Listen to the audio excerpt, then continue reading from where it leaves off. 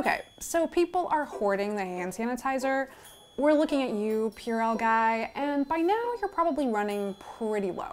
You've probably even heard about bottles selling for upwards of $100 on eBay. Pretty gross, right? But let's face it, you don't have that kind of cash, and neither do I. Here's what you'll need to make your very own DIY hand sanitizer. A sanitized whisk, a sanitized mixing bowl, 1/3 cup aloe vera gel, 2/3 of a cup of rubbing alcohol or isopropyl alcohol. Make sure the concentration is at 91% just so you can kill all the germs. And we mean all the germs. Sanitized measuring cups, a funnel, optional essential oils. They smell nice, they're moisturizing. And lastly, a spray bottle, just so you can feel extra fancy.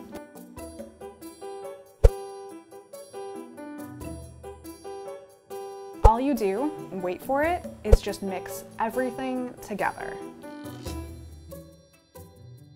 If you want to increase the recipe, just increase the ratio. It's literally just 2/3 alcohol, 1/3 aloe vera. Pour it from the funnel into the spray bottle, and you're done. Just remember, it's always better to wash your hands. There's ways to make your own safe emergency hand sanitizer with ingredients you probably have under your sink. It just requires a little finesse and a little common sense. For example, make sure the tools that you use are actually sanitized, or you're gonna end up desanitizing your sanitizer. The WHO also recommends leaving your concoction to sit for about 72 hours. That way the sanitizer will kill any germs or bacteria that you accidentally introduced into your mix. And for the love of God, please wear gloves, please. Here's a breakdown of how this actually works. The alcohol in hand sanitizer is what actually kills the germs.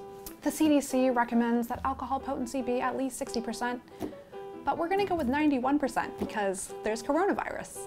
In fact, fancy store-bought hand sanitizer labeled as alcohol-free might not be killing germs at all. Aloe vera will soothe and moisturize your hands and prevent them from drying out because you're adding in a lot of alcohol. It turns out that hand sanitizer isn't that expensive or difficult to make. As a friendly reminder, it's always better to wash your hands.